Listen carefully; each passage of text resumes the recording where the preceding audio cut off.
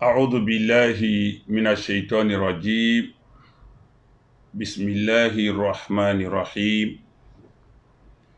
الحمد لله رب العالمين القائل: ولتكن منكم أمة يدعون إلى الخير ويأمرون بالمعروف وينهون عن المنكر وأولئك هم المفلحون.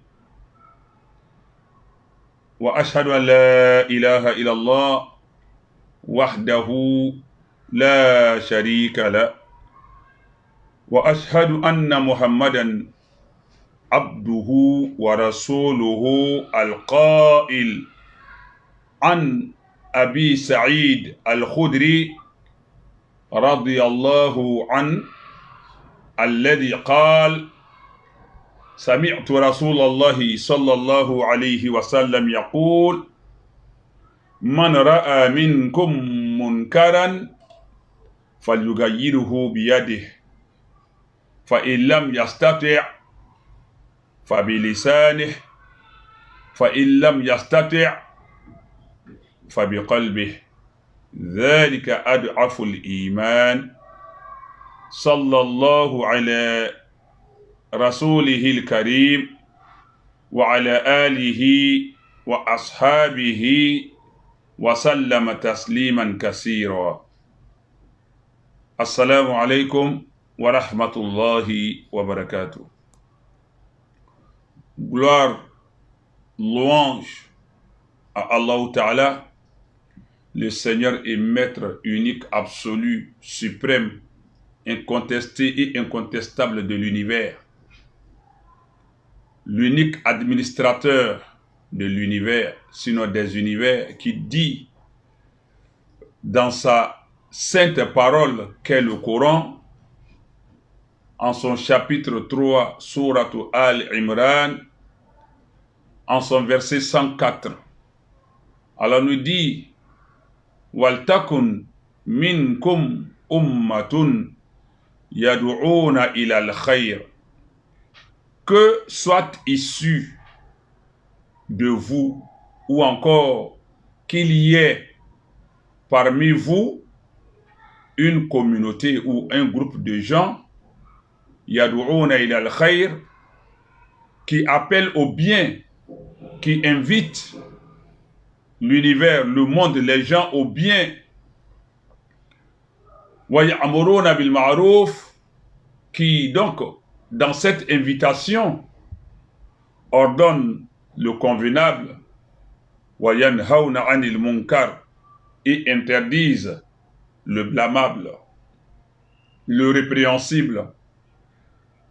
Wa ulaika humul muflihun, c'est ceux-là donc qui seront heureux, qui réussiront. Chapitre 3, la famille d'Imran, verset 104.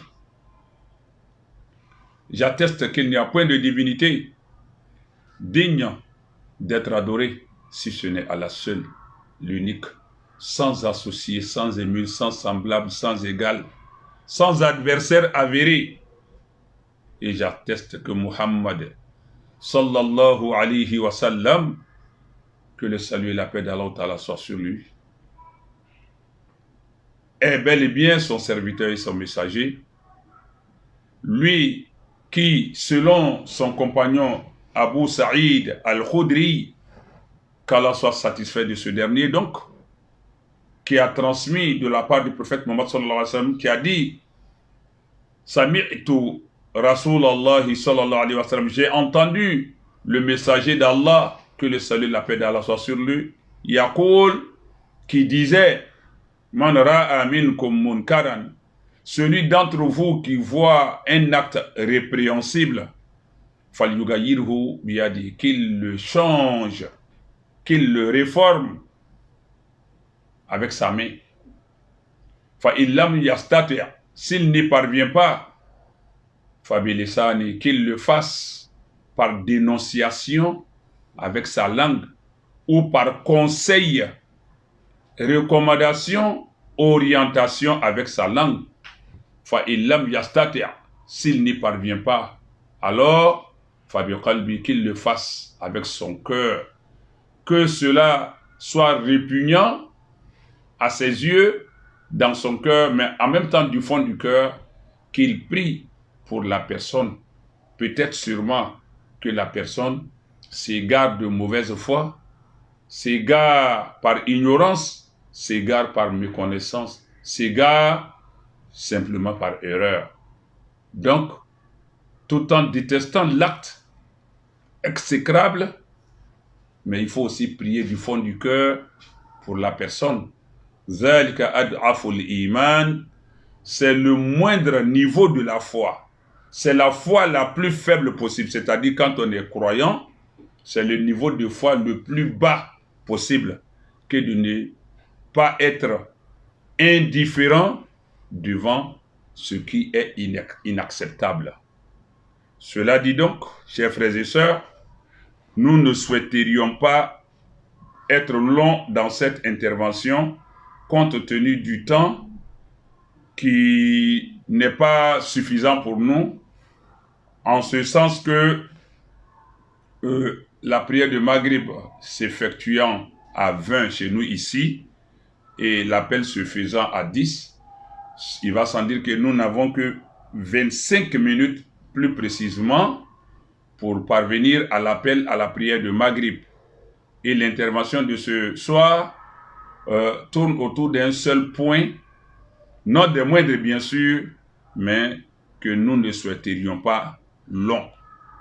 Et donc, pour en venir au sujet du jour, nous avons aperçu sur la toile, c'est-à-dire sur les réseaux sociaux, une affiche annonçant la promotion du voile de la femme à travers un événement à venir qui est dénommé Miss Belle en voile Côte d'Ivoire. C'est ce que nous avons vu. Et nous avons tout de suite eu une appréhension, car voyant en ces deux éléments, c'est-à-dire le voile et le concept de Miss, nous avons vu en cela donc un contraste manifeste, une antinomie, un paradoxe au plan islamique, une contradiction entre le voile et le concept de Miss. Et donc, à lire le libellé de l'affiche, bien sûr, l'on serait tenté de croire à une initiative, quand on ne s'y connaît pas, à une initiative louable en faveur du voile féminin. Et il faut retenir que le contexte crée une confusion tout de même.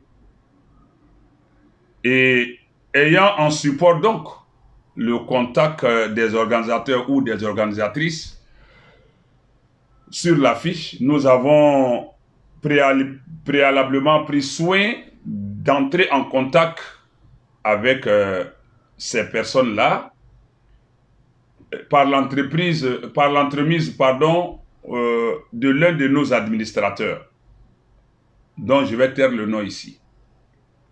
Et notre administrateur a pu joindre hier une dame dont nous taisons également le nom, qui s'est présentée en tant que présidente de l'organisation de l'événement à venir. Et notre émissaire, c'est-à-dire notre administrateur, s'est également présenté lui aussi comme un des administrateurs de la page Facebook Les Rappels de l'imam Amidou Berté. Et il a souhaité en savoir davantage sur les contours et les motivations réelles de cet événement avant toute initiative de notre part. Nous avons approché les organisateurs. Mais notre sœur en question a dit être elle-même musulmane. Elle a décliné son nom et son prénom.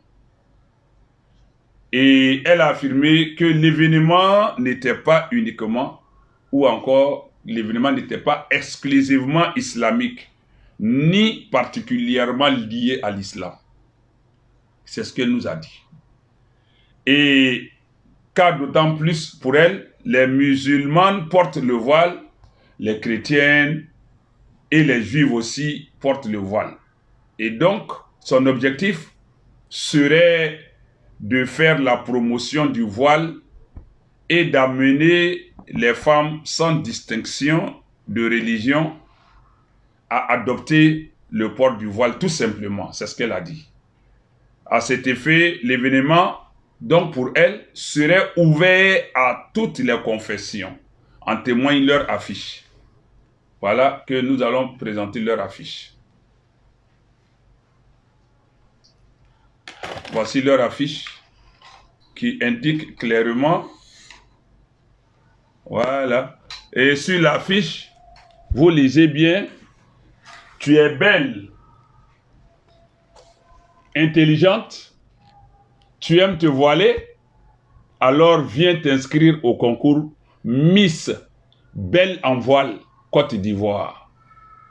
Critères d'inscription, âge de 17 à 25 ans, taille 1,65 m, niveau d'études minimum seconde, avoir une bonne moralité. Note importante, toutes les religions sont acceptées à ce concours.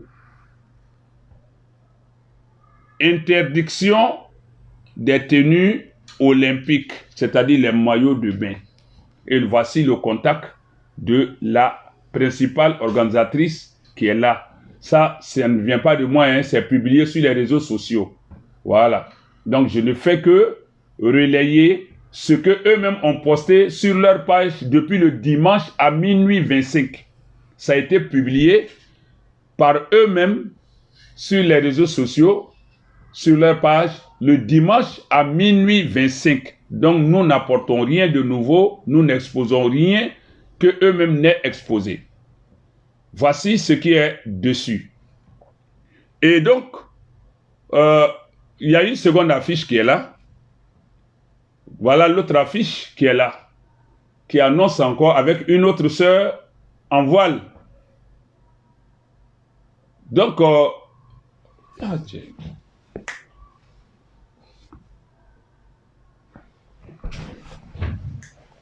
voilà,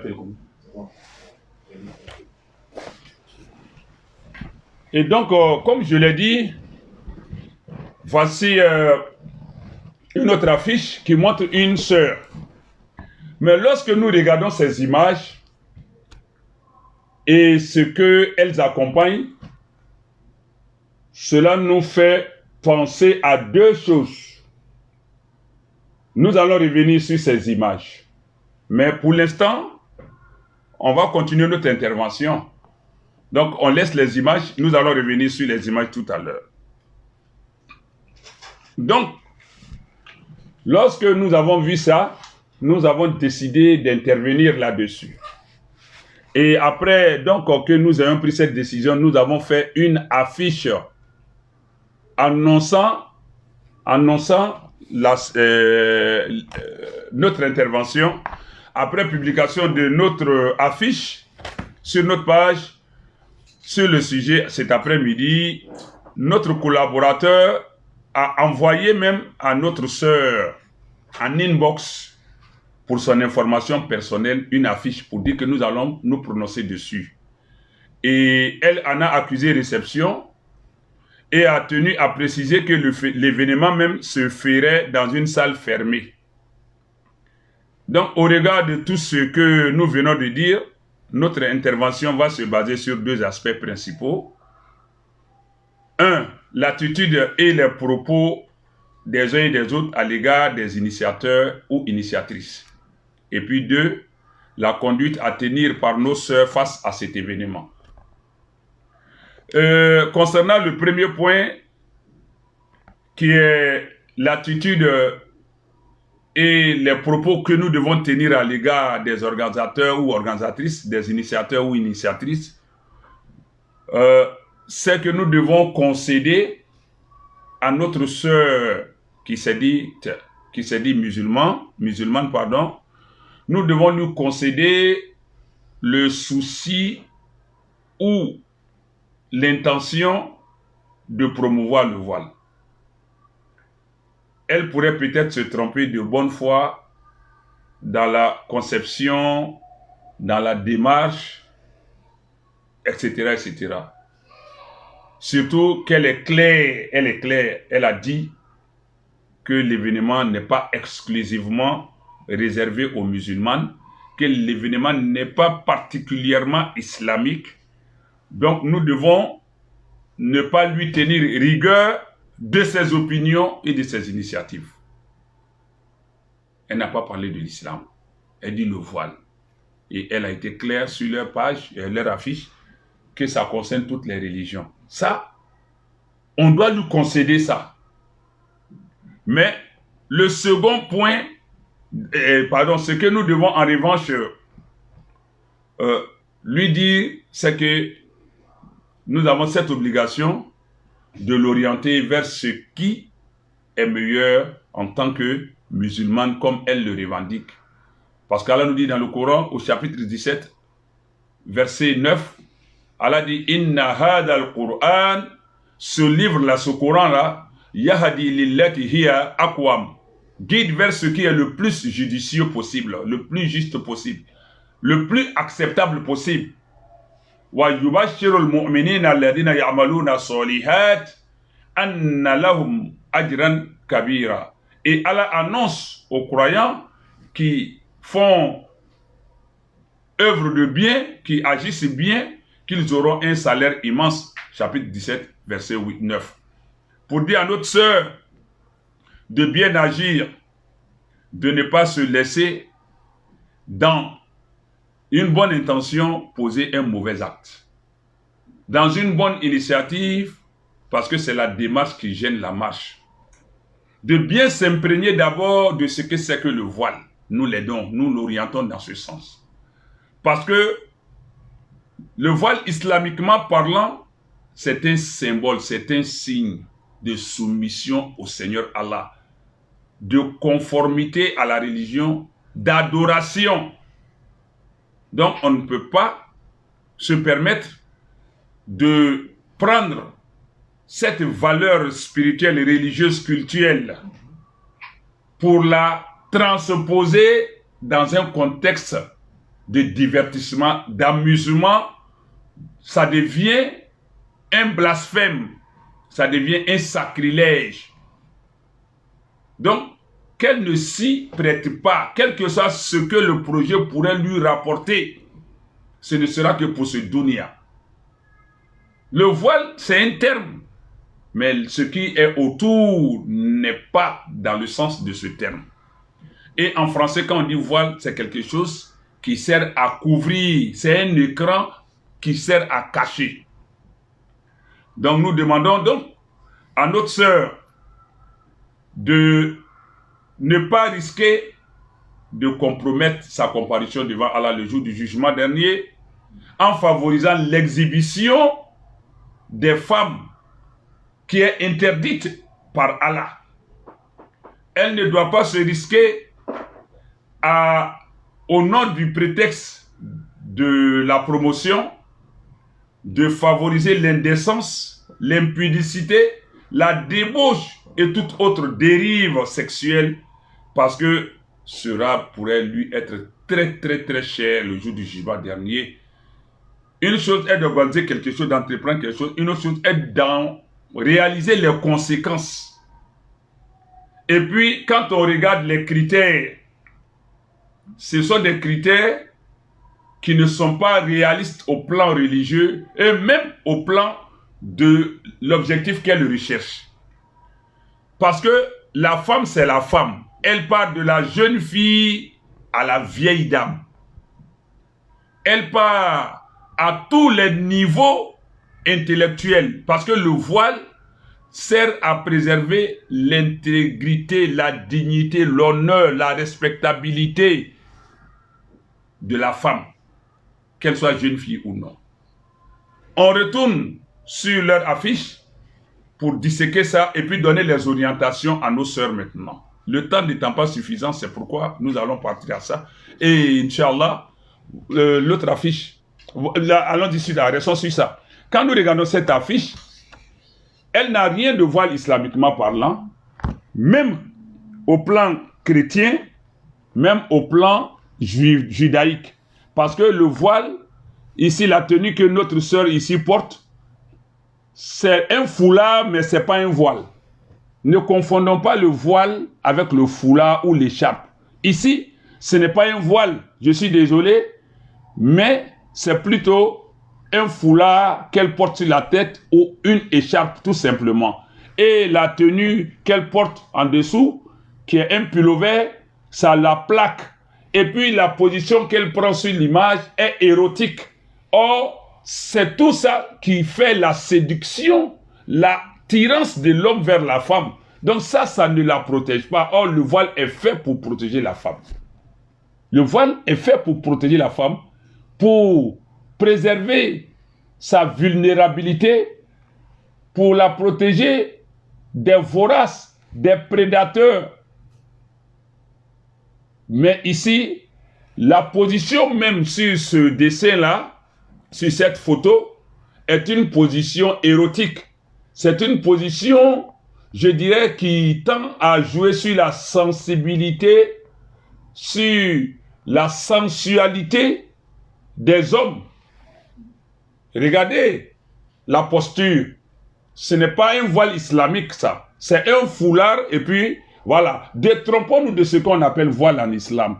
Le voile a ses critères. Au moins, il y a 5 critères qui rendent une tenue féminine voile. Allons-y encore sur l'autre image. On fait arrêt sur l'image. Voilà. Ici, le voile n'a pas besoin qu'on soit belle.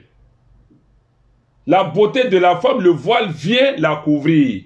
Mais ici, c'est elle qui est mise en exergue. Et c'est mentionné, tu es belle.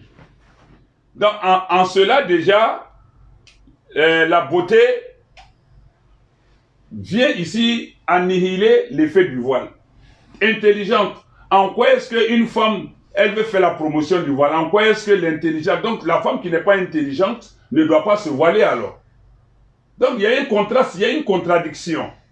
La femme qui n'est pas voilée ne doit pas, qui n'est pas intelligente ne doit pas se voiler. Maintenant, en quoi est-ce qu'on reconnaît une femme voilée pour lui permettre de se... intelligente, pardon, pour lui permettre de se voiler, et celle qui est moins intelligente pour ne pas qu'elle soit voilée. Et tu aimes te voiler. Bon, et celle qui n'aime pas se voiler alors?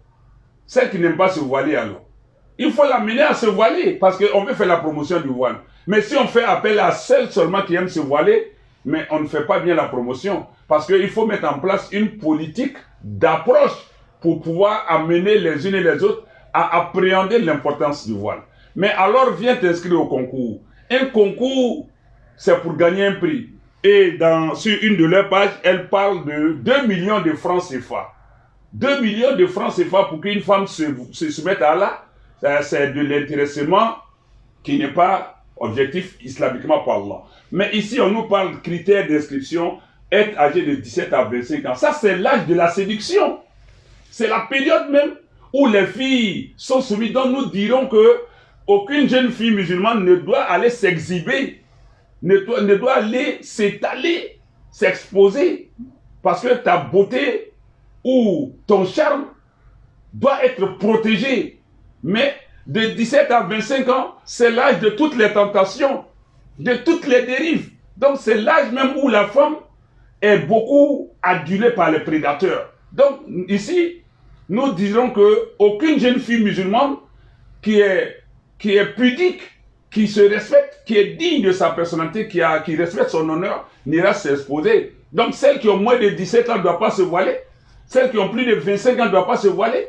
Si c'est pour faire la promotion du voile, nous ne devons pas le limiter. On doit l'ouvrir à toutes les femmes.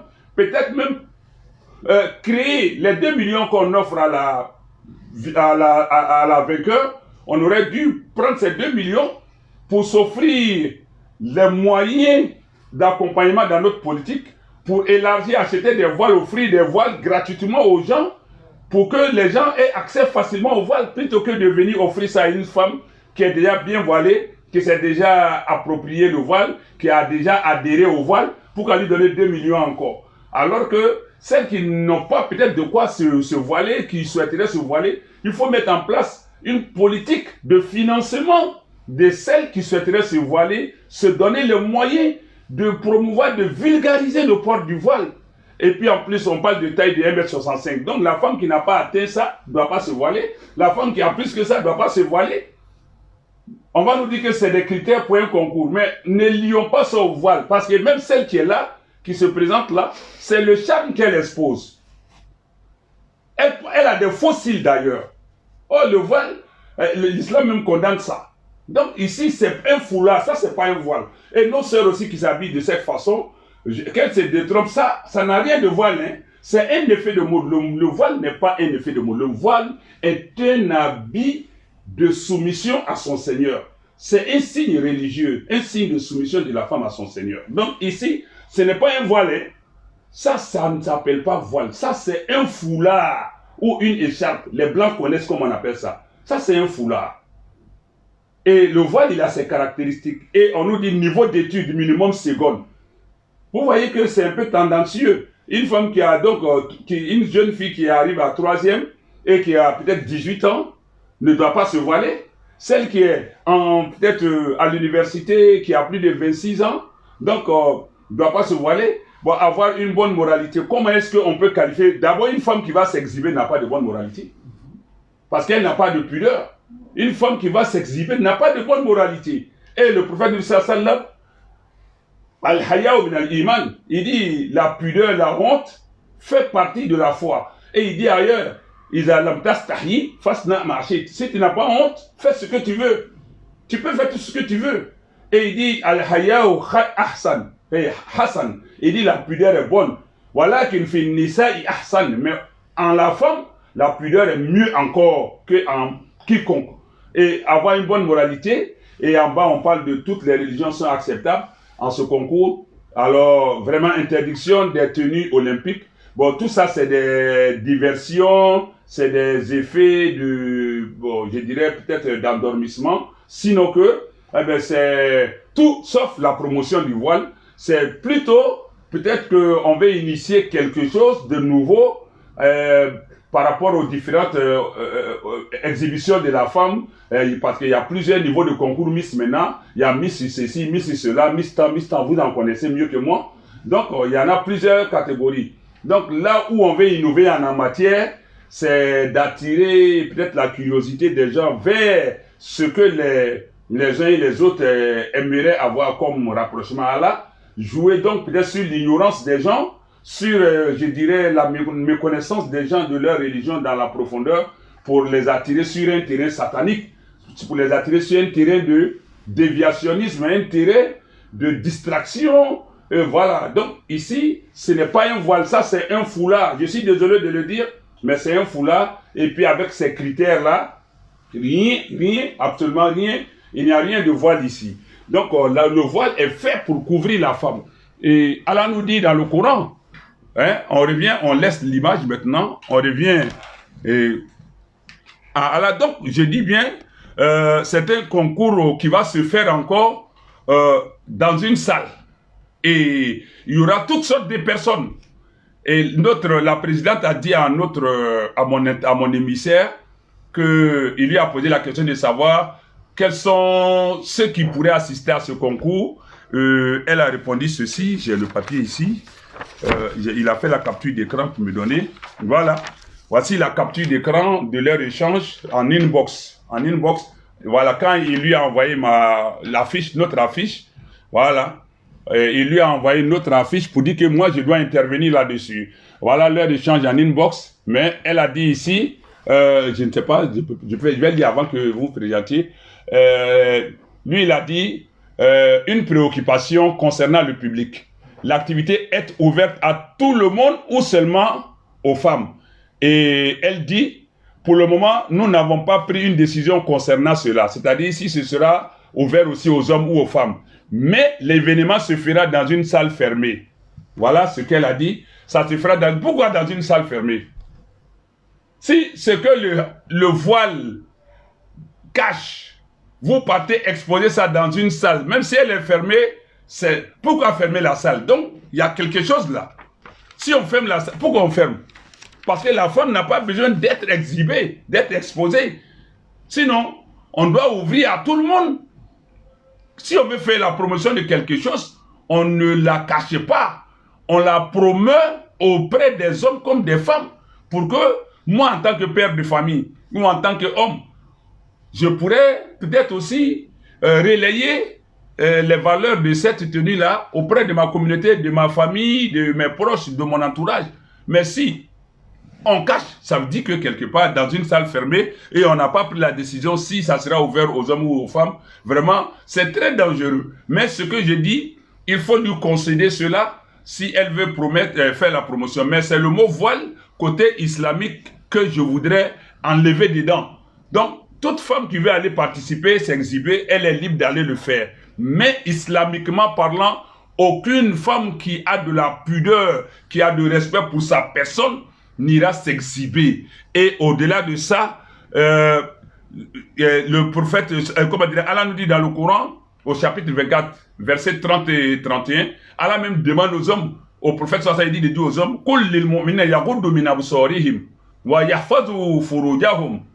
dit aux hommes de baisser de leur regard et de préserver leur chasteté, parce que le regard pousse à la sexualité. C'est l'œil, les yeux, ce sont les yeux qui communiquent avec le cerveau, qui transmet les sentiments ou les envies aux parties intimes. C'est pourquoi Allah dit de dire aux croyants de baisser de leur regard sans regarder une femme qu'on a envie d'elle.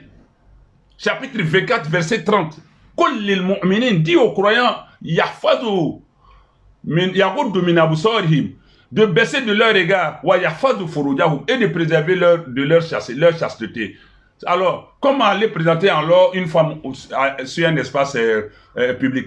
Et il dit encore, verset 31 du chapitre 24, la lumière sur la tourneau, il dit, et dit aux croyants, de baisser de leur regard. Même les femmes ne doivent pas regarder comme ça leurs camarades femmes, jusqu'à un point où bon, des idées viennent. C'est ce qui a envoyé le lesbianisme aujourd'hui, au point qu'une femme tombe amoureuse d'une autre femme.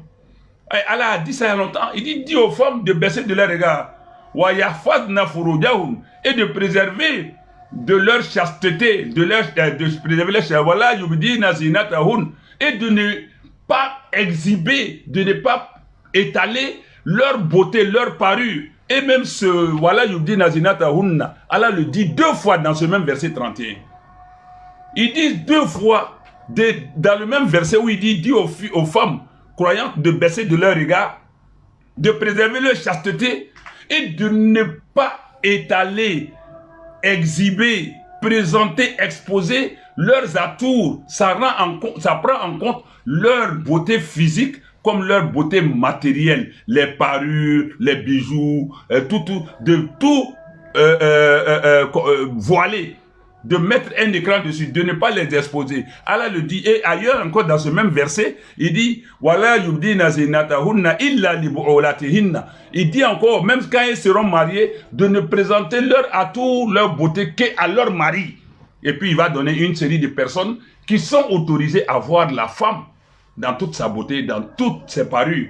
Mais ici, alors, au nom d'un fallacieux voile, parce que le mot voile est grand aujourd'hui dans nos esprits, nous allons nous exposer, nous allons aller à contrario des principes de l'islam. Un voile en français, ça veut dire quelque chose qui voile une autre chose, quelque chose qui constitue un écran, une invisibilité. Mais en quoi est-ce que le voile qui nous permet d'éviter les tracasseries? Parce qu'Allah nous dit dans le Coran, au chapitre 33, verset 59, quand il parle du voile en tant que voile réel en termes de soumission à lui, il dit quoi? Zalika adna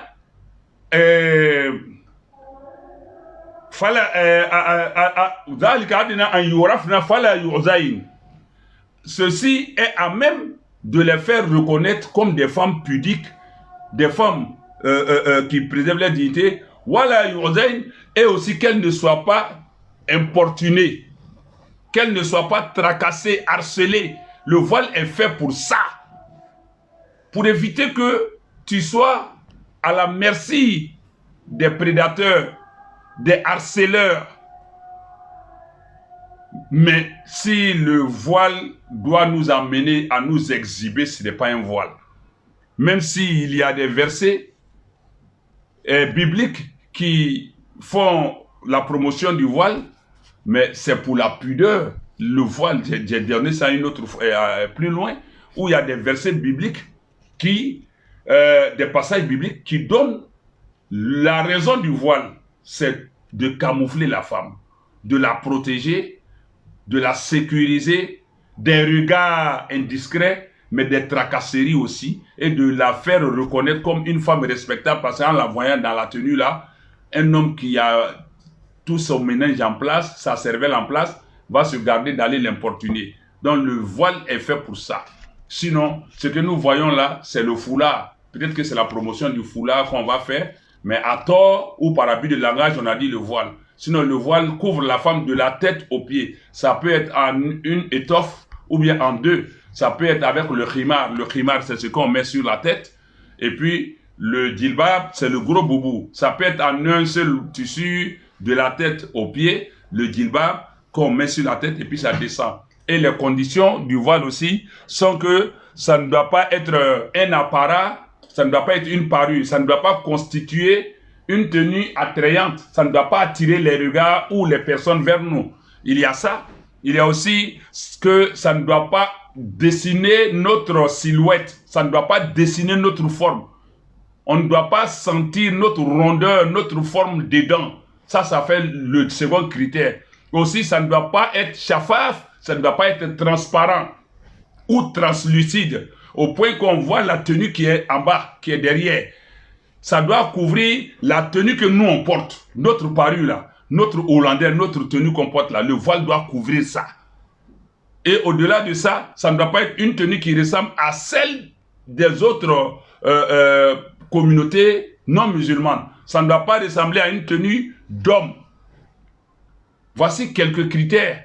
Même le niqab, le prophète sallam, ces femmes ont toutes porté le niqab. Maintenant, s'il y a des débats, des divergences sur le niqab ou pas, là où le débat n'a pas lieu d'être là, référons-nous au prophète sallam. Est-ce que ces femmes ont porté le niqab ou non?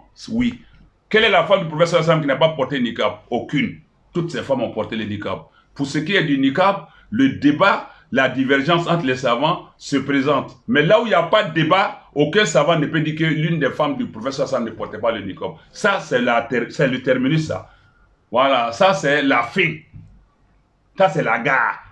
Maintenant, dans le cheminement vers la gare, il y a des divergences, des sahabas, des femmes des sahabas, ceci, cela. Ça c'est un autre débat. Sûrement, Inch'Allah, prochainement, nous y viendrons avec les différents avis et puis la conclusion que nous tirons de cela. Mais, pour ce qui est de notre sœur, nous lui demandons d'éviter de s'exposer à la colère divine. Parce que la porte qu'elle s'apprête à ouvrir, elle ne sait pas sur quoi la porte va déboucher. Peut-être ce sera quelque chose qui sera non maîtrisable. Mais ce n'est pas une première. On a dénoncé ici le défilé de mode islamique qui était organisé ici en son temps.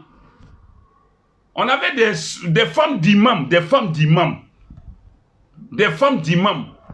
d'oustas, de prêcheurs, de prédicateurs, de guides religieux musulmans qui organisaient ici défilé de mode islamique. J'ai dit, il n'y a pas de mode islamique. Il n'y a qu'une éthique islamique, une moralité islamique, une morale islamique. Mais il n'y a pas de mode islamique. Non. Mais on a vu ça ici. Donc ça, ce n'est pas une première. C'est parce qu'il y a eu un précédent. Nous avons dénoncé. Ça même, je ne sais même pas si ça continue ou ça ne continue pas. On dirait qu'ils ont dit ce soir à ça, avec beaucoup de dénonciations, ou bien ça ne marchait pas, on ne sait pas. Hein? Des femmes musulmanes respectables, tu viens t'exhiber sur un podium de défilé pour montrer que tu es belle. La beauté physique n'a rien à voir, c'est la beauté morale qui compte. Voilà. Si tu es belle physiquement et que moralement tu es nauséabonde, tu es vilaine, c'est ça qui compte. Voilà. Allah ne regarde pas notre apparence, il regarde nos cœurs et nos œuvres.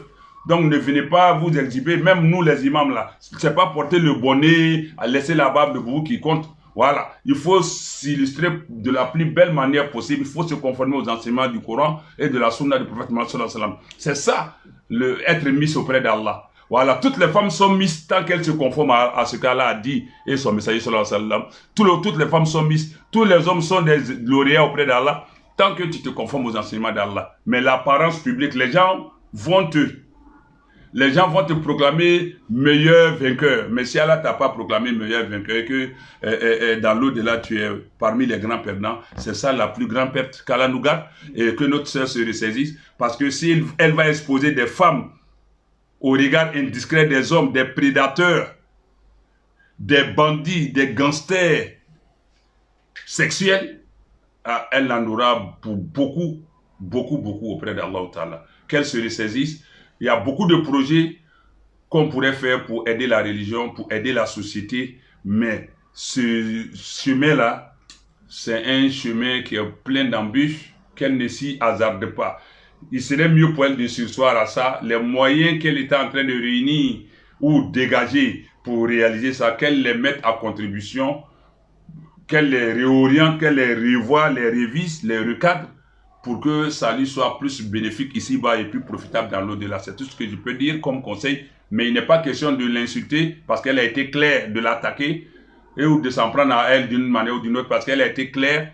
Elle a dit que c'est pas seulement pour les musulmans, c'est ouvert à tous parce qu'elle a parlé de voile chez les musulmans, voile chez les chrétiens, voile chez les juifs. Mais ce que je peux dire à nos sœurs musulmanes, c'est elles qui doivent se éloigner de ça parce que ce n'est pas voile qui est là-bas, c'est foulard.